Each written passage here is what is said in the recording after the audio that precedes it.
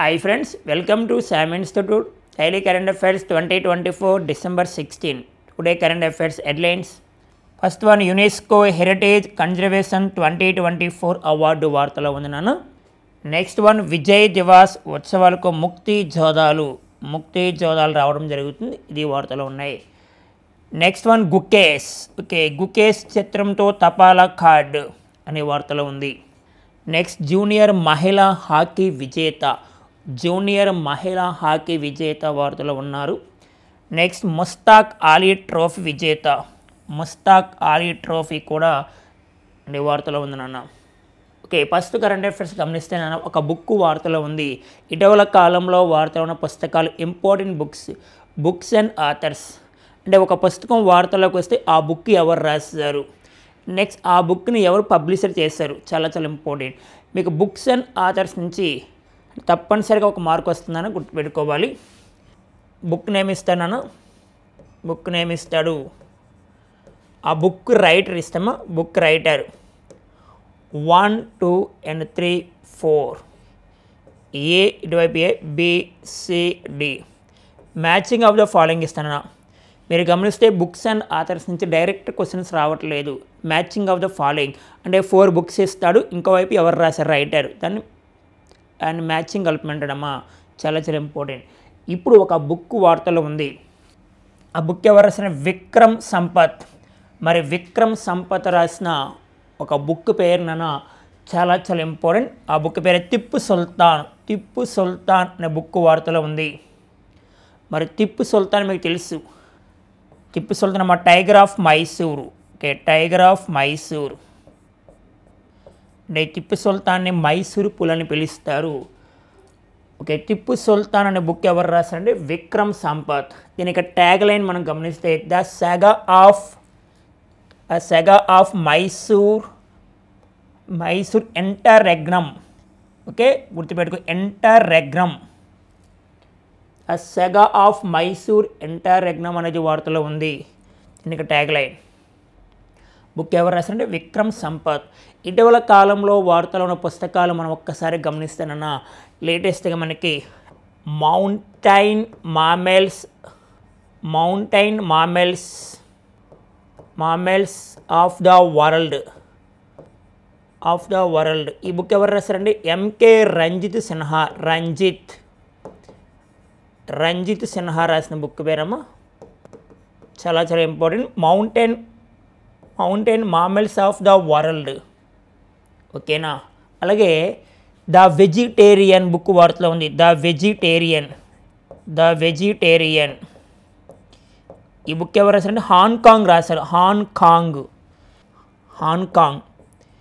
ఈ హాంకాంగ్ ఎవరంటే నాన్న 2024 నోబెల్ లిటరేచర్ అవార్డు గ్రహీత. 2024 నోబెల్ లిటరేచర్ పొందిన వ్యక్తి, ఉమెన్. మేము సౌత్ కొరియా అని చెప్పుకున్నాం. 2024 నోబెల్ సాహిత్యం అవార్డు పొందిన వ్యక్తి ఎవరన్నా అంటే హాంకాంగ్. ఈమె రాసిన బుక్ పేరే ద వెజిటేరియన్ గుర్తుపెట్టుకోవాలి, చాలా ఇంపార్టెంట్. అలాగే నెక్స్ట్ అన్లీస్డ్ అని బుక్ వార్తలో ఉంది. మరి అన్లీస్డ్ అని బుక్ రాసిన ఎవరంటే బ్రిటన్ మాజీ ప్రధాని రాసిన బుక్ పేరు అన్లీస్డ్. ఈ బుక్ రాసింది బోరిస్ జాన్సన్, బ్రిటన్ మాజీ ప్రైమ్ మినిస్టర్. మరి ఇప్పుడు Tipu Sultan the saga of Mysore ఇంటర్రెగ్నమ్ అనే బుక్ ఎవరు రాశారంటే విక్రమ్ సంపత్. మరి ఈ బుక్ని ఎవరు రిలీజ్ చేశారు, పెంగ్విన్ పబ్లికేషన్ వారు రిలీజ్ చేశారు. పెంగ్విన్ పబ్లికేషన్ గుర్తుపెట్టుకోవాలి, చాలా ఇంపార్టెంట్ నాన్న. సరే, నెక్స్ట్ కరెంట్ అఫైర్స్ గమనిస్తే యునెస్కో హెరిటేజ్ కన్జర్వేషన్ 2024 అవార్డ్. మరి యునెస్కో అంటే ఐక్యరాజ్య సమితి ఆధ్వర్యంలో పనిచేసే ఒక సంస్థ.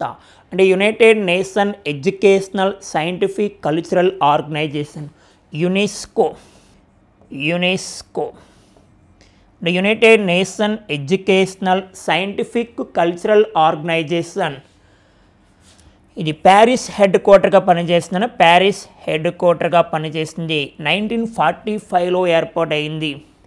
మరి యునెస్కో భారతదేశంలో ఇప్పటి వరకు ఎన్ని వారసత్వ ప్రాంతాలు గుర్తించింది, చాలా చాలా important. World heritage sites in India 43, అంటే యునెస్కో చేత గుర్తించబడిన వారసత్వ ప్రాంతాలు 43. లాస్ట్ వన్ 43 నుంచి మా 43వ వారసత్వ ప్రాంతంగా అస్సాం నుంచి, అంటే అస్సాం ప్రాంతం నుంచి మొయిడమ్స్, సింపుల్గా అస్సాం మొయిడమ్స్ అని గుర్తుపెట్టుకో. అంటే అస్సాం సమాధులు 43rd. మన తెలుగు రాష్ట్రాల నుంచి ఒకే ఒక ప్రాంతం యునెస్కో హెరిటేజ్ సైట్స్గా గుర్తించారు. అది 39 రామప్ప టెంపుల్ని గుర్తించారు. రామప్ప దేవాలయము. ఓకేనా. 42nd అయితే శాంతినికేతన్ వెస్ట్ బెంగాల్ నుంచి గుర్తించారు. అంటే 42వ వారసత్వ ప్రాంతంగా. సరే 41 శాంతినికేతన్. 42nd Hoysala temple. ఓకేనా. 43rd అనేది అస్సాం మొయిడమ్స్. అలా యునెస్కో వార్తలోకి రావడం జరిగింది. 2024 హెరిటేజ్ కన్జర్వేషన్ అవార్డు రావడం జరిగింది. మరి ఏ అవార్డు వచ్చింది ఒకసారి గమనిస్తే, first one award of distinction, గుర్తుపెట్టుకో, award of distinction. Next award of మెరిట్కు భారత్లో 2 ప్రాంతాలు ఎంపికైనట్లు యునెస్కో ప్రకటించింది. ఒకటి award of distinction, second one award of మెరిట్కు. మరి తమిళనాడులో తంజావూరు జిల్లా Abathsahayeswarar temple conservation project, మహారాష్ట్రంలో sir Banerjee Parsi charitable institute conservation ప్రాజెక్టులు ఎంపికైన వాటిలో ఉన్నాయి. తమిళనాడు తంజావూరు జిల్లా Abathsahayeswarar temple conservation project first one. Second మహారాష్ట్రలో sir Banerjee Parsi charitable institution conservation. ఈ 2 గుర్తుపెట్టుకో. అంటే ఒకటి తమిళనాడు, ఫస్ట్ తమిళనాడు, సెకండ్ మహారాష్ట్ర గుర్తుపెట్టుకో. 2024 యునెస్కో హెరిటేజ్ కన్జర్వేషన్. మరి యునెస్కో ప్రజెంట్ యునెస్కో డైరెక్ట్ జనరల్గా ఎవరు ఉన్నారంటే అడ్రీ అజ్జౌలే ఉన్నారు. యునెస్కో డైరెక్ట్ జనరల్గా. మరి యునెస్కో వారసత్వ ప్రాంతాలు కాకుండా intangible cultural heritage sites, intangible అంటే కంటికి కనిపిస్తే కానీ తాకలేము, ఇంటాంజిబుల్. మరి యునెస్కో ఇప్పటివరకు ఇంటాంజిబుల్ కల్చరల్ హెరిటేజ్ సైట్స్ ఎన్ని గుర్తించండి 15. గుర్తుపెట్టుకో, ఇంటాంజిబుల్ హెరిటేజ్ సైట్స్ 15 ఉన్నాయి. అండ్ యునెస్కో క్రియేటివ్ సిటీస్, నిన్నటి రోజున తెలంగాణ గ్రూప్ 2లో అడిగాము, తెలంగాణ గ్రూప్ 2 ఎగ్జామ్లో. అంటే యునెస్కో క్రియేటివ్ సిటీస్ మొత్తం 8 ఉన్నాయి. లేటెస్ట్గా 2023లో గుర్తించిన క్రియేటివ్ సిటీస్, ఒకటి కోజికోడ్, సెకండ్ వన్ గ్వాలియర్. ఈ 2023లో యునెస్కో క్రియేటివ్ సిటీస్గా గుర్తించారు. వీటిల్లో కలిపి 8 ఉన్నాయి క్రియేటివ్ సిటీస్. అంటే హెరిటేజ్ సైట్స్ వారసత్వ ప్రాంతాలు 43 ఉన్నాయి, అండ్ క్రియేటివ్ సిటీస్ అయితే 8 ఉన్నాయి, అండ్ ఇంటాంజిబుల్ హెరిటేజ్ సైట్స్ అయితే 15 ఉన్నాయి. ఈ 15 దీంట్లో 15వది గార్బా డ్యాన్స్ కంటికి కనిపిస్తుంది, గణితాన్ని మనం దాన్ని టచ్ చేయలేం. ఓకేనా. ఇంటాంజిబుల్ హెరిటేజ్ సైట్స్ అంటే కంటికి కనిపిస్తే కానీ టచ్ చేయలేం, గుర్తుపెట్టుకోవాలి. Next current affairs Vijay Diwas ఉత్సవాలకు ముక్తి జోదాలు. విజయ్ దివాస్ మన ప్రతి సంవత్సరం డిసెంబర్ 16వ తారీఖున జరుపుకుంటాం. విజయ్ దివాస్ డిసెంబర్ 16వ తారీఖున జరుపుకుంటాం. మరి ఏ సందర్భంగా జరుపుకుంటాం అంటే 1971లో భారతదేశానికి పాకిస్తాన్ మధ్య యుద్ధం జరిగింది. 1971 డిసెంబర్ 3 నుంచి డిసెంబర్ 16 వరకు అంటే భారత్ పాకిస్తాన్ మధ్య యుద్ధం జరిగింది. ఈ సమయంలో డిసెంబర్ 16వ తారీఖున పాకిస్తాన్ పైన భారతదేశం విజయం సాధించింది. ఈ సందర్భంగా ప్రతి సంవత్సరము డిసెంబర్ 16వ తారీఖున విజయ్ దివాస్ అని జరుపుకుంటాం. అయితే పాకిస్తాన్ పైన విజయం సాధించిన తర్వాత తూర్పు పాకిస్తాన్ బంగ్లాదేశ్గా ఏర్పాటైంది. ఆ సమయంలో బంగ్లాదేశ్ ఏర్పాటైంది. ప్రతి సంవత్సరం విజయ్ దివాస్ని మన ఇండియాలో వెస్ట్ బెంగాల్లో జరుపుకుంటాం, పశ్చిమ బెంగాల్ రాష్ట్రంలో. అంటే బంగ్లాదేశ్ నుంచి కొంతమంది మన ఇండియాకి వస్తారు, నెక్స్ట్ మన ఇండియా నుంచి కొంతమంది సైనికులు బంగ్లాదేశ్కి వెళ్ళి అంటే విజయ్ దివాస్ని సెలబ్రేట్ చేస్తారు, గుర్తుపెట్టుకోవాలి.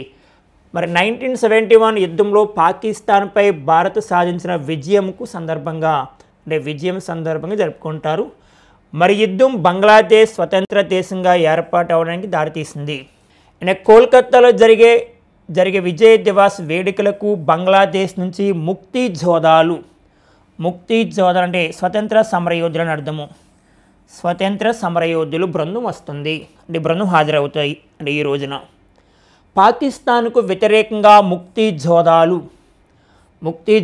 బంగ్లాదేశ్ సైనిక దళాల్లో పనిచేస్తున్న అధికారులు కొందరు ఆ బృందంలో సభ్యులుగా ఉన్నారు. పాకిస్తాన్కు వ్యతిరేకంగా ముక్తి జోధాలు బంగ్లాదేశ్ సైనిక దళాల్లో పనిచేస్తున్న అధికారులు కొందరు ఆ బృందంలో సభ్యులుగా ఉన్నారు. ముక్తి జోధాలు అంటే స్వతంత్ర సమరయోధులను గుర్తుపెట్టుకోవాలి. ప్రతి సంవత్సరం విజయ్ దివాస్ డిసెంబర్ 16వ తారీఖున జరుపుకుంటాం. మనకి ఒకసారి 1999 జూలై 26 గుర్తు రావాలి. ఇది కార్గిల్ వార్. ఇది భారతదేశానికి పాకిస్తాన్ మధ్య జరిగింది. దీంట్లో కూడా భారతదేశం విజయం సాధించారు నాన్న. ఈ కార్గిల్ వార్ అంటే 2024 జూలై 26 నాటికి ఈ కార్గిల్ వార్ జరిగి 25 ఇయర్స్ అవుతుంది. 25 ఇయర్స్ ఇలా లింక్ చేస్తూ ఉండాలి సబ్జెక్ట్ నాన్న. నెక్స్ట్ వన్ గుకేష్ చిత్రంతో తపాలా కార్డు. గుకేష్ అంటే నా దొమ్మరాజ్ గుకేష్ వార్తలు ఉన్నారు.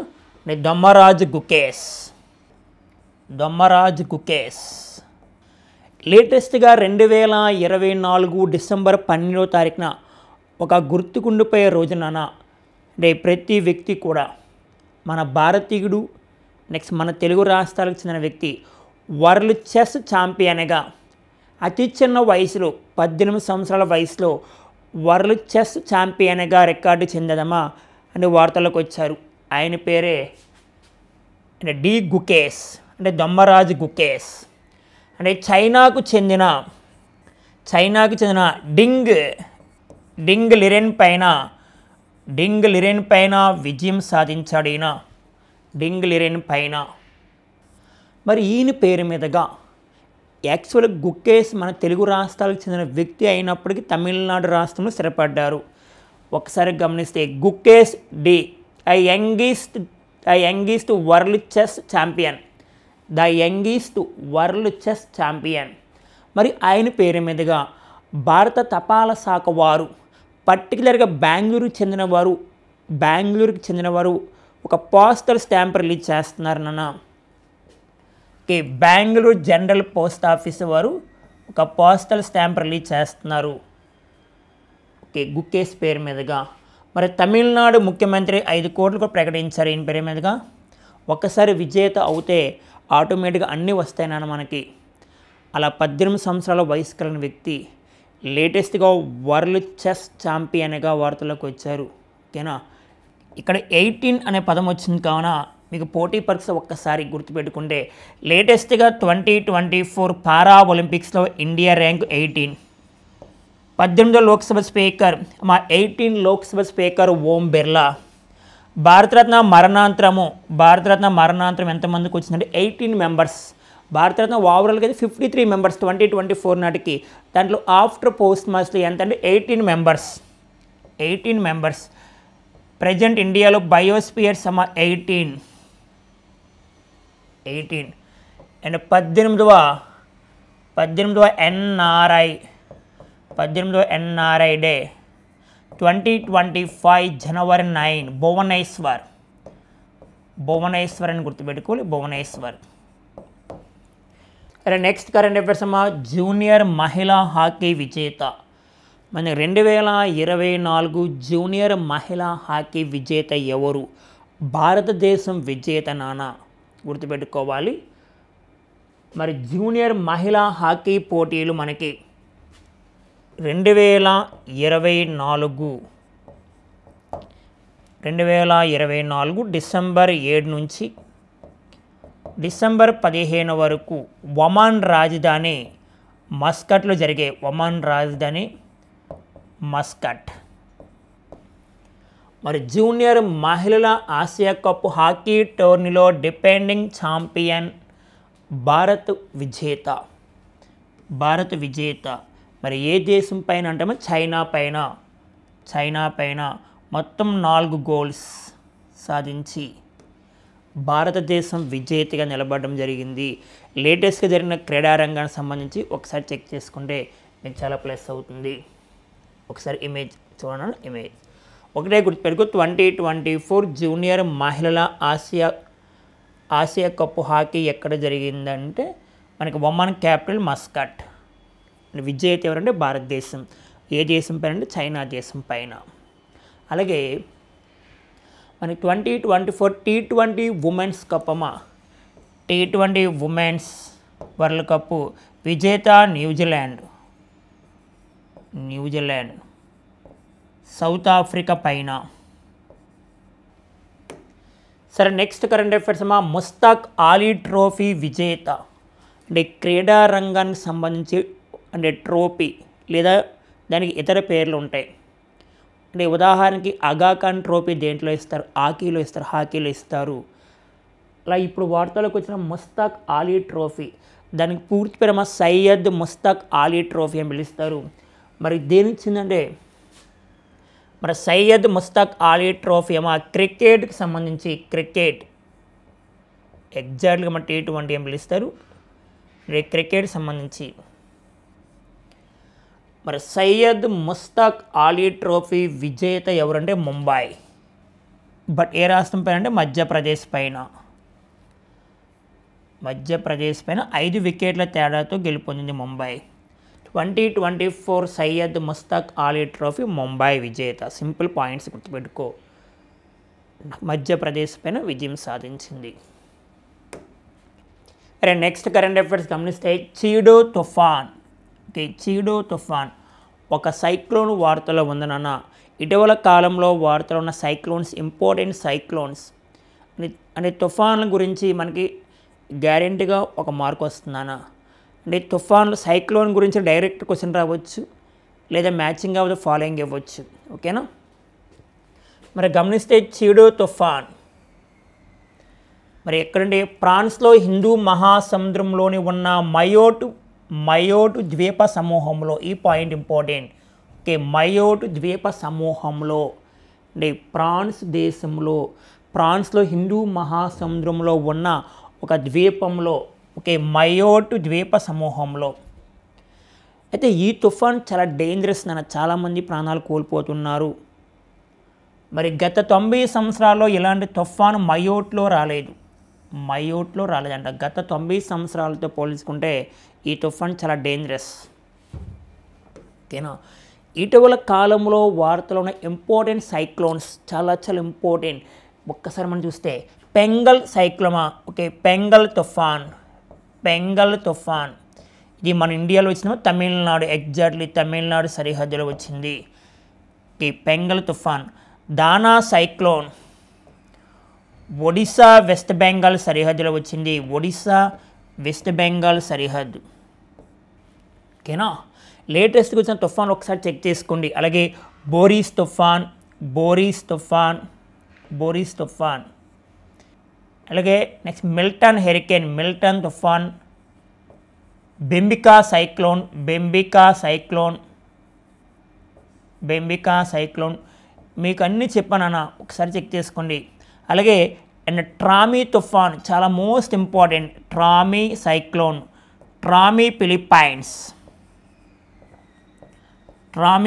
అన్న ఫిలిప్పైన్స్. అలాగే క్రటోన్ సైక్లోన్ కూడా మా ఫిలిప్పైన్స్. ఈ క్రటోన్ తుఫాన్ కూడా ఫిలిప్పైన్స్. అలాగే కాంగ్రే సైక్లోన్ కాంగ్రే టైఫూన్ అంటారు. కాంగ్రే టైఫూన్ లేదా తుఫాన్, ఇది కూడా ఫిలిప్పైన్స్. చెక్ చేసుకుని ఒకసారి. అలాగే మ్యానియి టైఫూన్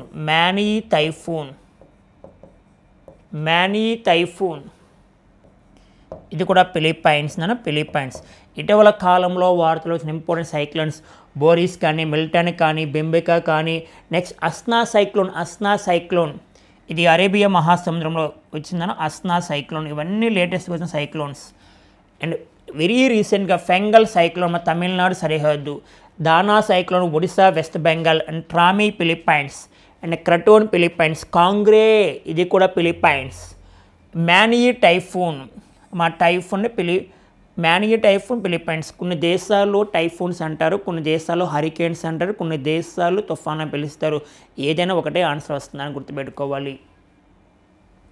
ఇప్పుడు వాటిలో ఉన్నాము చీడో తుఫాన్ ఎక్కడంటే మయోట్ ద్వీప సమూహంలో.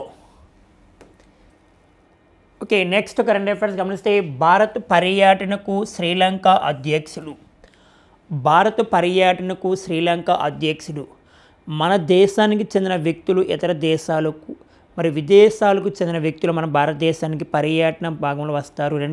రెండు దేశాల మధ్య దౌత్య సంబంధాలను పెంపొందించుకోవడానికి ఇటీవల కాలంలో భారతదేశానికి చాలా దేశాల వ్యక్తులు వచ్చారు. అంటే ఉదాహరణకి మాల్దీవులు దేశానికి చెందిన వ్యక్తి కానీ రష్యా ప్రెసిడెంట్ కూడా రాబోతున్నారు. 2025లో రష్యా ప్రెసిడెంట్ కూడా వస్తారు. అలాగే 2025 జనవరి 26వ తారీఖున అయితే మనకి ఇండోనేషియా ప్రెసిడెంట్ కూడా రాబోతున్నారు. అలాగే బ్రిటన్ రాజమ చార్లెస్ III కూడా రాబోతున్నారు. లేటెస్ట్గా మన భారత ప్రధాని కొన్ని దేశాలకు విదేశీ పర్యటనకి వెళ్ళారు. అలాగే భారత రాష్ట్రపతి ద్రౌపది ముర్ము కూడా వెళ్ళారు నాన్న. ఇప్పుడు మనకి శ్రీలంకకు చెందిన వ్యక్తి మన భారతదేశానికి 3 రోజుల పాటు పర్యటన వచ్చారు. 3 రోజుల పాటు అంటే డిసెంబర్ 16 నుంచి 18 వరకు నాన్న. మరి ఆయన ఎవరో కాదనంటే ఆయన పేరు అనూర్ కుమార దిశనాయకే. ఓకేనా, అనూర్ కుమార్ దిశనాయకే. మరి నిన్నటి రోజున డిసెంబర్ 15వ తారీఖున తెలంగాణలో గ్రూప్ 2 ఎగ్జామ్ జరిగిందన్న. ఈ గ్రూప్ 2 ఎగ్జామ్ జరిగింది. వాడు క్వశ్చన్ ఏమంటే తెలుసా, అంటే ఇటీవల కాలంలో శ్రీలంక అధ్యక్షుడిగా అనూర్ కుమార దిశనాయకే వచ్చాడు కదా, మరి ఆయన ఏ పార్టీకి చెందినవారు అనడం చాలా చాలా ఇంపార్టెంట్. నిన్న జరిగిన తెలంగాణ గ్రూప్ 3లో మీకు సెప్టెంబర్ 23 కరెంట్ అఫైర్స్ చెప్పా. సెప్టెంబర్ 23 కరెంట్ అఫైర్స్లో శ్రీలంక అధ్యక్షుడిగా చెప్పా, అప్పుడు చెక్ చేయండి. మరి అనూర్ కుమార దిశనాయక్ ఏ పార్టీనా అంటే జనతా విముక్తి పెరమున పార్టీ. సెప్టెంబర్ 23వ తారీఖున మీకు క్లారిటీగా చెప్పా ఆయన గురించి మొత్తం కూడా. ఇప్పుడు భారత పర్యటనకు వచ్చిన శ్రీలంక ప్రెసిడెంట్ అనూర్ కుమార దిశనాయకే, శ్రీలంక ప్రెసిడెంట్. అదే శ్రీలంక ప్రధానిగా ఒక మహిళ పనిచేస్తున్నారు. ఆమె పేరు హరిణి అమరసూర్య. ఓకేనా. సరే, నెక్స్ట్ కరెంట్ అఫైర్స్ మా జలవాహక్ పథకం వార్తలో ఉంది. మరి ఈ పథకాన్ని ప్రారంభించింది ఎవరు అంటే కేంద్ర షిప్పింగ్ మంత్రి సర్బానంద సోనోవాల్ గారు ప్రారంభించారు. ఇది దేనికి సంబంధించి మాట్లాడతాం. జలవాహక్ పథకం వార్తలో ఉంది. గమనిస్తే అంతర్గత నీటి మార్గాల్లో సరుకు రవాణా ప్రోత్సహించడానికి కేంద్ర ప్రభుత్వం డిసెంబర్ 15వ తారీఖున ప్రారంభించింది. అంటే నిన్నటి రోజున. అంటే అంతర్గత నీటి మార్గాల్లో సరుకు రవాణా ప్రోత్సహించడానికి 2024 డిసెంబర్ 15వ తారీఖు ప్రారంభించింది. జాతీయ జలమార్గాలు అంటే నెంబర్స్ ఉంటాయి కదా. జాతీయ జలమార్గాలు నెంబర్ 1 అంటే గంగా జలమార్గం అంటే గంగా. నెంబర్ 2 బ్రహ్మపుత్ర వైపు. నెంబర్ 16 బరాక్ నది ద్వారా 3 కార్గో నౌకలను కేంద్ర షిప్పింగ్ మంత్రి సర్బానంద సోనోవాల్ ప్రారంభించారు. ఈ పథకం ద్వారా కార్గో యజమానులు 300 కిలోమీటర్ల వరకు అంటే 300 కిలోమీటర్ల దూరానికి సరుకు రవాణా చేస్తే ఇందుకు సంబంధించి అయ్యే ఖర్చుల్లో 35% వరకు వెనక్కి పొందవచ్చు. అంటే 35% గవర్నమెంట్ వాళ్ళకి తిరిగిస్తుంది మళ్ళీ. మరి ఈ పథకం 3 సంవత్సరాలు అమల్లో ఉంటుంది.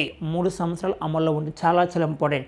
జలవాహక పథకం ముఖ్య ఉద్దేశం అంతర్గత నీటి మార్గాల్లో సరుకు రవాణా ప్రోత్సహించడానికి కేంద్ర ప్రభుత్వం 2024 డిసెంబర్ 15వ తారీఖున ప్రారంభించింది. చాలా చాలా ఇంపార్టెంట్. ఓకే, సర్బానంద సోనోవాల్ ప్రారంభించారు. Next current affairs GSLV F-15 rocket 2025 అనే వార్తలో ఉంది. జిఎస్ఎల్వి F-15 రాకెట్ ప్రయోగిస్తే సతీష్ ధావన్ స్పేస్ సెంటర్లో ఇది 100వ ప్రయోగమేమా సార్ అని పిలుస్తారు. సార్ అంటే సతీష్ ధావన్ స్పేస్ సెంటర్లో ప్రయోగించిన 100వ ప్రయోగం అంట. సతీష్ ధావన్ స్పేస్ సెంటర్లో 100వ ప్రయోగం జిఎస్ఎల్వి F-15 రాకెట్ 2025 2025 జనవరిలో చేయబోతున్నామని ప్రకటించారు. ఓకేనా. నెక్స్ట్ ఇటీవల కాలంలో ఇస్రో ప్రయోగించిన రాకెట్స్ మనకు చాలా ఇంపార్టెంట్ అవుతుంది. పిఎస్ఎల్వి C-59 రాకెట్ ప్రయోగము 2024 డిసెంబర్ 5వ తారీఖున అంటే నెక్స్ట్ ప్రోబా-3 అనే రాకెట్ని పంపించారు. ప్రోబా-3 అంటే యూరోపియన్ యూనియన్కి చెందిన ప్రోబా-3 అనే రాకెట్ని పంపించారు. PSLV C-59. అలాగే పిఎస్ఎల్వి C-60 ప్రయోగము 2024 డిసెంబర్ 24న జరుగుతుందని ప్రకటించారు. 2017 ఫిబ్రవరి 15 ఇంపార్టెంట్. గత యూపీఎస్ ఎగ్జామ్ అడిగాడు చాలాసార్లు కూడా. ఇది ఆ రోజు ఇంపార్టెన్స్ ఏంటంటే పిఎస్ఎల్వి C-37 రాకెట్ ప్రయోగము. దీని ద్వారా ఒకేసారి ఇస్రో భారతదేశ అంతరిక్ష పరిశోధన సంస్థ వారు 104 ఉపగ్రహాలు పంపించారు. 104 శాటిలైట్స్, 104 ఉపగ్రహాలు. ఇప్పుడు GSLV F-15 రాకెట్ని 2025 Satish Dhawan space centre గుండా ప్రయోగిస్తున్నారు. అంటే Sriharikota. Present SDSC Satish Dhawan space centre యొక్క చైర్పర్సన్గా ఏ రాజారాం ఉన్నారు. సరే, నెక్స్ట్ కరెంట్ అఫైర్స్ గమనిస్తే దేశంలో తొలి డయాబెటీస్ బయోబ్యాంక్. డయాబెటీస్ అంటే మధుమేహ వ్యాధి సంబంధించి ప్రతి సంవత్సరం నవంబర్ 14 ఏం జరుపుకుంటున్నానంటే వరల్డ్ డయాబెటీస్ డే అంటే ప్రపంచ మధుమేహ దినోత్సవాన్ని జరుపుకుంటాం. దేశంలో తొలి డయాబెటీస్ బయోబ్యాంక్ వార్తలో ఉంది. భారత వైద్య పరిశోధన మండలి అంటే ICMR అంటే ఇండియన్ కౌన్సిల్ మెడికల్ రీసెర్చ్ వారు చెన్నైలో ఏర్పాటు చేయనున్నారమ్మా. చాలా ఇంపార్టెంట్. భారత వైద్య పరిశోధన మండలి ఎక్కడ ఏర్పాటు చేస్తుందంటే చెన్నైలో. మరి శాస్త్రీయ పరిశోధనల నిమిత్తం మద్రాస్ డయాబెటీస్ రీసెర్చ్ ఫౌండేషన్ దాన్ని MDRF అంటారు. MDRF సహకారంతో దీన్ని ప్రారంభిస్తున్నారు. అంటే చెన్నైలో ఎవరి సహకారంతో ప్రారంభిస్తున్నారంటే శాస్త్రీయ పరిశోధనల నిమిత్తం మద్రాసు డయాబెటీస్ రీసెర్చ్ ఫౌండేషన్ సహకారంతో ప్రారంభిస్తున్నారు. శాస్త్రీయ అధ్యయనాలకు ఉపయోగపడే జీవన ప్రమాణాలను లేదా జీవన నమూనాలను సేకరించడం అండ్ ప్రాసెస్ చేయడము, నెక్స్ట్ నిల్వ చేయడము, పంపిణీ చేయడం ఈ బయోబ్యాంక్ యొక్క లక్ష్యము. అంటే భారతదేశంలో ఏర్పాటు చేసిన తొలి డయాబెటీస్ బయోబ్యాంక్ యొక్క ముఖ్య ఉద్దేశం ఏంటంటే శాస్త్రీయ అధ్యయనాలకు ఉపయోగపడే జీవ నమూనాలను సేకరించడము, మరి ప్రాసెస్ చేయడము, అండ్ నిల్వ చేయడము, మరి పంపిణీ చేయడము, డిస్ట్రిబ్యూషన్ గుర్తుపెట్టుకోవాలి. సరే, నెక్స్ట్ కరెంట్ అఫైర్స్ అమ్మా. దుబాయ్లో బంగారం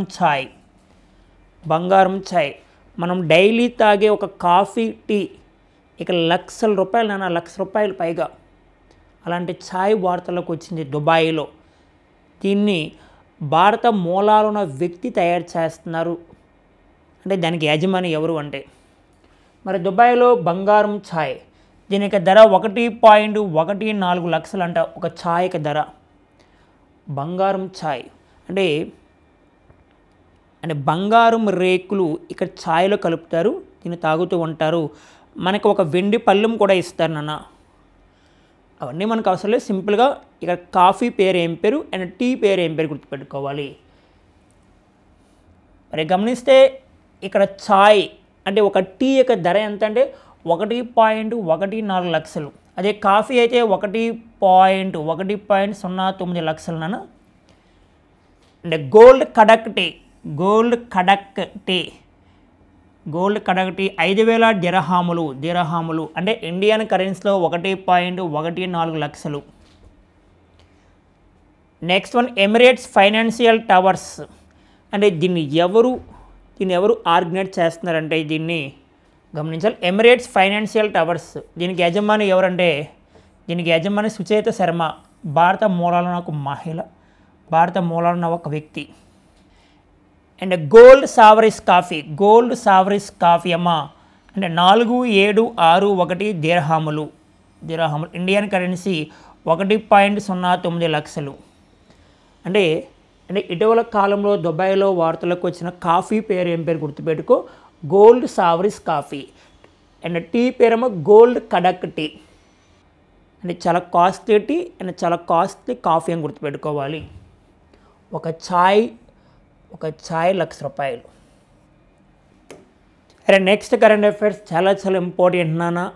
ఇటీవల కాలంలో లేటెస్ట్గా ఈ రోజున డిసెంబర్ 16వ తారీఖున చనిపోయిన ఒక వ్యక్తి వార్తలో ఉన్నారు. ఆయన చాలా ఫేమస్ మనకి. పద్మవిభూషణ్, పద్మభూషణ్, పద్మశ్రీ అవార్డు గ్రహీత జాకీర్ హుస్సేన్ మరణము 2024 డిసెంబర్ 16వ తారీఖున. ఓకేనా. మరి తబాలా విద్వాంసుడు 73 సంవత్సరాల వయసులో చనిపోయారు. తబాలా విద్వాంసుడిన. మరి అసలు పేరు జాకీర్ హుస్సేన్ అల్లారకా ఖురేషీ.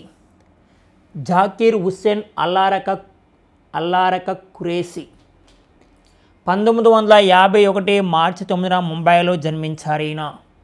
ఇటీవల కాలంలో మరణించిన జాకీర్ హుస్సేన్ ఏ రోజు చనిపోయాడు మనకు అడగడమ్మా. అంటే 2024 డిసెంబర్లో చనిపోయిన జాకీర్ హుస్సేన్ ఈ క్రింది వాన్లో దేనికి ప్రసిద్ధి చెందిన వ్యక్తి అంటే గమనించాలి, తబాలా విద్వాంసుడు. మరి ఇంక పద్మశ్రీ అవార్డు వచ్చింది, పద్మవిభూషణ్ వచ్చింది, పద్మభూషణ్ వచ్చింది, పద్మవిభూషణ్ కూడా వచ్చింది.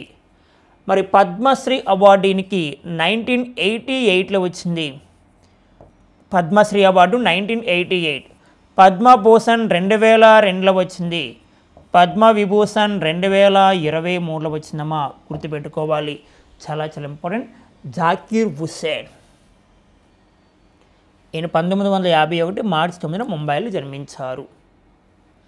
సరే నెక్స్ట్ కరెంట్ అఫైర్స్ గమనిస్తే ఖననంలో పర్యావరణ హితము అంటే ఖననము అంటే ఒక వ్యక్తి చనిపోయిన తర్వాత ఖననం చేస్తూ ఉంటారు నాన్న, అంటే అంత్యక్రియలు.